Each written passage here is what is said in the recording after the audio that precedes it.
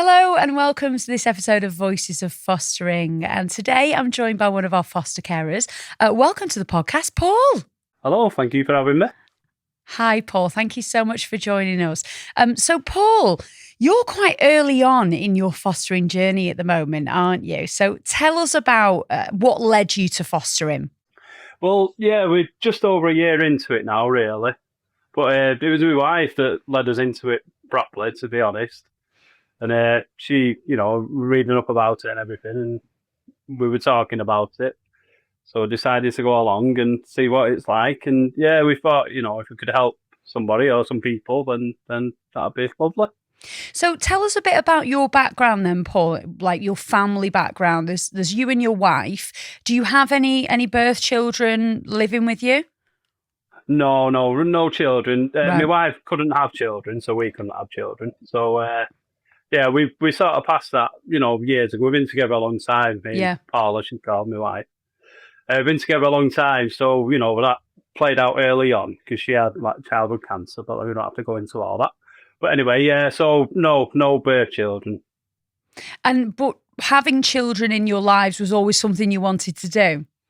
Yeah, we've got a lot of nieces and nephews, and we love like having them over and taking them out places, and we always love being around children. And generally, we used to say like they were fun because you can give them back. But but yeah, we do like doing things and being around them. Yeah, to keep you young, as you say. So then, can you remember those first conversations, Paul, with your wife, Paula, about, oh, do you think we should have a look at fostering? Like, can you remember those first chats? I can, but I was a bit apprehensive at the beginning, to be honest. Mostly because I was doing a job. I was doing a long-term job, and I got made redundant from that. But I moved into a butchery job, and that was it was 5 o'clock starts, which is nice and early. What we're saying to Paul is like, it might be a bit much if we're, looking after somebody and I don't know, the early starts and everything. So I was a bit dubious about it. But as it happened, everything fell into place. Like, because we started looking after, when we did qualify, we started doing respite for a young child. We've only ever had the same child at the moment. So we just started doing respite for this little fella. And but he's got quite a lot of needs. He's got autism, and he's quite severe on the autistic front. Well, he's a little whirlwind. But yeah, so I was just thinking it might be a bit much, especially when little fella came along. But then, as it happened, I got made redundant again from this job. This place shut down, so it all fell into place. Really, I was just to come out and. It sounds a bit thingy, but he'd sort of be my job in essence. Yeah. Yeah. So you've got this wonderful little boy with you now. So we'll talk more about him in a bit. But firstly, what was the assessment process like for you, Paul? How did you find that? Well, the ladies, it was most of the ladies who sort of trained us up and everything, and we did the assignments and the course and everything. It was quite easy, not easy going, but it was easily laid out. You could take it on board nice and easy. Well, I could anyway, and I'm not the sharpest knife in the drawer. But yeah. And you said that you did have some apprehension at the start, which is completely understandable. Lots of people do. You have lots of questions. You have lots of worries about whether fostering will fit into your life. Did you feel like all of those were dealt with and that you always had lots of support? Yeah, for the most part, yeah. Apart from, I don't know, maybe like a buddy system. They say, you have a buddy system, but that didn't really pan out for us. But that didn't really matter. But yeah, everything else was full of support and all there for you. Yeah. So really to answer any questions. So it's been about a year now that you've been fostering. You say you firstly started with respite with this young boy that you have with you, and then he's come to live with you full time in December, wasn't it? So can you tell us about that? That journey, sort of what respite looked like initially. Well, it has been quite a learning curve, really, because to be fair, I didn't really know much about autism. I know my nephew's got autism, but it's like functioning autism. He's still going to uni and stuff like that. So yeah, like I say, you see it on the TV and stuff, but I didn't know much about it. So we've just been learning, especially with the little fella being as he is, and we've had to adapt our house to cater for his needs really. By we even had to put locks on, like on our bedroom door, and only we put locks on just to keep him out so he doesn't hurt himself really, because you're not supposed to go in your bedrooms anyway, so he don't understand that you're not supposed to do that. We've got locks on the bedroom, locks on the kitchen door, lock on the bathroom door because you just go in and get water everywhere. I'm in the loft. I've got a lock on the loft door up here because we've got two Velux windows up here, and you can't lock them. So if you can't come in here on his own. Right. Yes, you've had to do a lot of adaptations to your house then, and what was fostering a child or a young person with additional needs something that you thought you would do, and how did it come about? Not really, to be honest. No, I wasn't. I don't know. I didn't have any particular child in mind. I just, I don't know. I was just going to see how the wind blew, sort of thing, see what had happened. And it just came about because they were looking for respite for this little fella.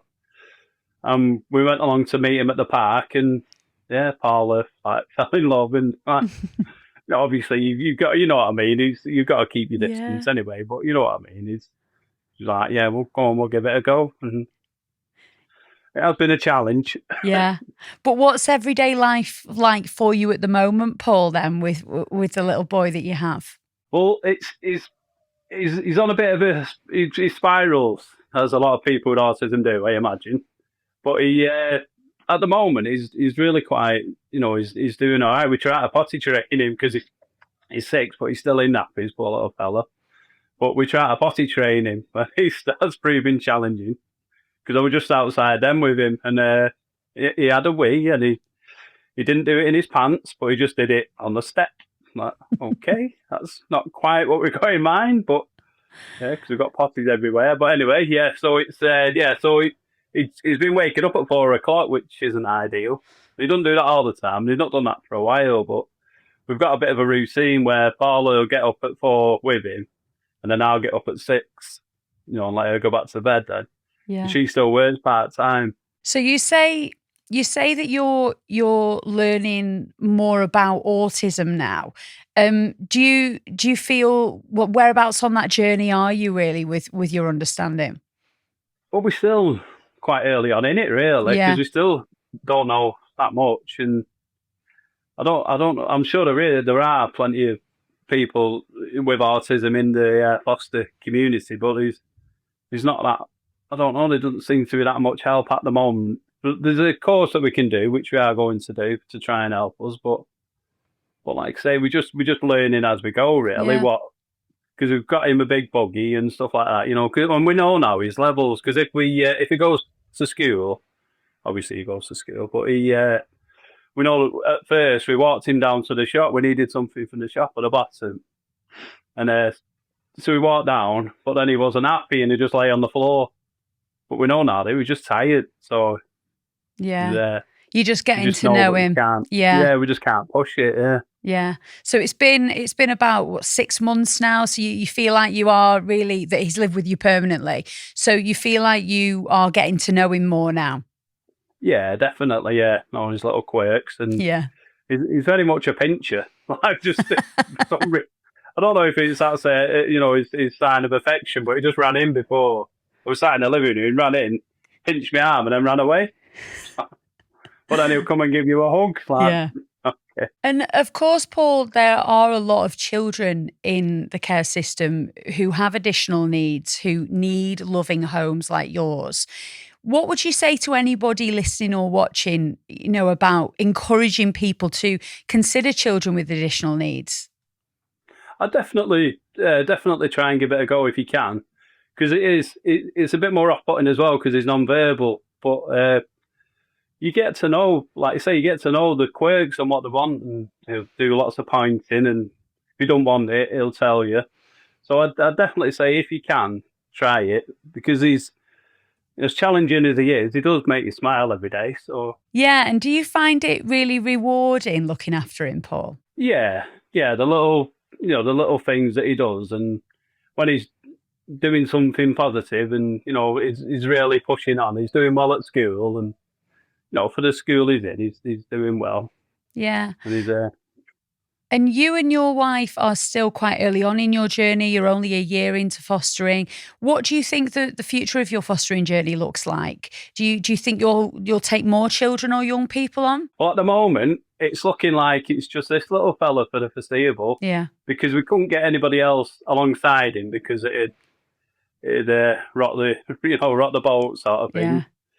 So it's him for the foreseeable. Yeah. Until unless the foster agency change their mind, it's but once if he does eventually leave us, then we would definitely. What does your sort of fostering network and your community look like, Paul? Do you have friendships with any other foster carers? Do you support each other? What does that look like? No, I don't know any. Well, maybe that's something that you can do, further along the line. You can that could be an idea. Yeah. We see some. We go to like a breakfast at a local. They do it at the pub round not too far from me, so we'll go to there and we have a chat with them there. Yeah, which is nice. Well, I think that's quite important, isn't it, to sort of build connections and relationships with other people, your peers doing the same thing as you. And maybe that's something that you and Paula will find, helpful as you go along in your fostering journey. So if anyone else was listening who was thinking about becoming a foster carer, how would you encourage them to go for it, Paul? Well, what's the worst that can happen? You just have a go, and like I say, if you want to do it, then go for it. Because you might regret not doing it. You might regret doing it, but if you don't do it, how can you know? Oh, well, thank you so much for chatting to us today, Paul. We've really, really enjoyed it, and best of luck with the future for you and Paula. Thank you very much. Thank you so much for joining us for another episode of Voices of Fostering. If you'd like to find out more, head online and search National Fostering Group and make this the year you foster.